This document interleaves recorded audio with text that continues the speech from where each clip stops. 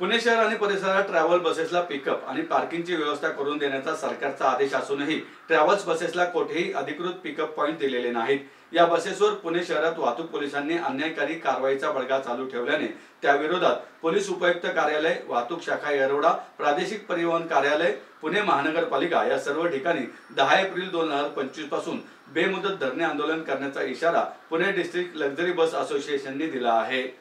Pune district luxury बस असोसिएशनचे अध्यक्ष बाळासाहेब खेडेकर आणि पदाधिकाऱ्यांनी पुणे श्रमिक पत्रकार संघ येथे झालेल्या पत्रकार परिषदेत हा इशारा दिलाय। पत्रकार परिषदेत बाळासाहेब खेडेकर, श्याम शेट्टी, बसीत सिद्दीकी, रवींद्र मोरे, आनंद लोहे, मारुती नगिने आदी उपस्थित होते। असोसिएशनने या संदर्भात पुणे मनपा आयुक्तांना 3 एप्रिल रोजी निवेदन देऊन बस थांबे, पार्किंग व्यवस्था आणि पुणे शहरातील वाहतूक पोलिसांची कारवाई याबाबत मागण्या केल्या आहेत। पुणे हे स्मार्ट सिटी म्हणून उदयास आल्याने राज्यातून सर्व शहरातून येणाऱ्या ट्रॅव्हल बसेस ही सार्वजनिक सेवा म्हणून मानली जाणारी सेवा, यासाठी पार्किंग उपलब्ध करून देण्याची जबाबदारी पालिकेची आहे।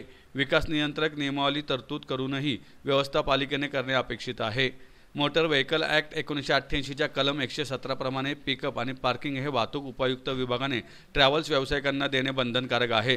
तरीही शहरात कुठेही अधिकृत पिकअप पॉइंट्स दिलेले नाहीत। संगमवाडीकडून येरवडा गुंजन चौकातून जाण्यास बंदी आहे, असा वरिष्ठांनी अन्यायकारी कारवाईचा बडगा चालू ठेवला आहे।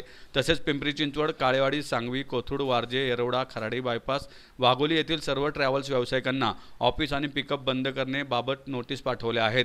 या सर्व अन्यायकारी कारवाईच्या विरोधात असोसिएशन आणि सर्व ट्रॅव्हल्स व्यावसायिक संघटना 10 एप्रिल पासून बेमुदत धरणे आंदोलन करणार असल्याचं खेडेकर यांनी सांगितलंय। आमच्या मागण्या याच आहेत की गेली 20-25 वर्ष आम्ही सरकारकडे मागण्या करतोय, महानगरपालिका, ट्रॅफिक, आरटीओ विभाग, की आम्हाला प्रत्येक ठिकाणी पिकअप पॉइंट्स आणि पार्किंग प्लेसेस उपलब्ध करून द्याव्यात। त्या आजपर्यंत दिलेल्या नाहीये, तर नुसती कारवाई चालू आहे। तर ती कारवाई त्यांनी थांबवावी, कुठेतरी पर्यायी जागा उपलब्ध करून द्यावी। जर अशीच कारवाई चालू ठेवली तर येत्या 10 तारखेला आम्ही आरटीओ, महानगरपालिका आणि पोलीस उपायुक्त कार्यालय या ठिकाणी आम्ही आंदोलन करणार आहोत। शहरामध्ये आता कुठेही ऑथोराइज पिकअप पॉइंट दिलेले नाहीयेत। जे आम्ही आमचे स्वतः जे पिकअप पॉइंट तयार केले तिथं त्यांनी एसटी वाल्यांना दिले, तर आम्हाला पुढे पाठवतात। प्रवाशांच्या सोयीसाठी जिथे म्हणजे आता त्यांचं काय म्हणणं आहे की तुम्हाला टप्पा वाहतुकीची परमिशन नाहीये। तर टप्पा वाहतूक म्हणजे हे मेन त्यांनाच कळत नाहीये की एखादा जर ग्रुपने आम्हाला बुकिंग दिलं निगडीतलं 40 जणांचं, तर 15 जण तिथं बसले आणि 15 येरवड्याला बसणार असतील, तर त्या 15 जणांना आम्ही निगडीला बोलवायला, असं त्यांचं म्हणणं आहे। आणि जे पिकअप पॉइंट तुम्ही जेवढे शहराच्या बाहेर नेताल तेवढे या बसचे जे सोडायला येणारी लोक पण बाहेर गाड्या घेऊनच येणार ना, त्यांचे 4 व्हीलर 2 व्हीलर एवढ्या गाड्या वाढतील।